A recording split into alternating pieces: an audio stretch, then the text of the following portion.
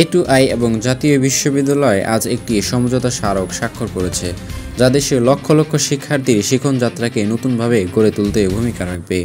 প্রতিষ্ঠান দুটি যৌথভাবে জাতীয় বিশ্ববিদ্যালয়ের পাঠ্যক্রমকে শক্তিশালী ডিজিটাল দক্ষতা সংযোজন, আধুনিক বিচক্ষণ সরঞ্জামের প্রবেশাধিকার বৃদ্ধি এবং শ্রেণীকক্ষ থেকে কর্মক্ষেত্রে যাওয়ার পথ সহজ ও উন্মুক্ত করতে একযোগে কাজ করবে। A2I প্রোগ্রামের প্রকল্প পরিচালক মোহাম্মদ রশিদুল মান্নাফ কবির এবং জাতীয় বিশ্ববিদ্যালয়ের উপাচার্য অধ্যাপক ডক্টর এস.এম. আমানুল্লাহ যার প্রতিষ্ঠানের পক্ষে এই স্মারকে স্বাক্ষর করেন।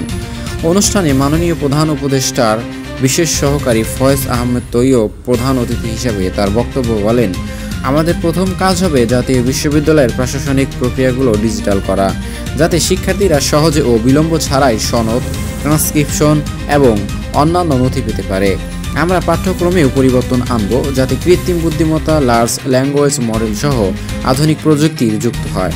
শিক্ষার্থীদের মুখস্থ বিদ্যার বেশি কিছু প্রাপ্য, তাদের ধারণা, অনুসন্ধান, সমস্যা সমাধান ও নতুন মূল্য সৃষ্টির সুযোগ দরকার, যাতে তারা দেশের কল্যাণে অবদান রাখতে পারে।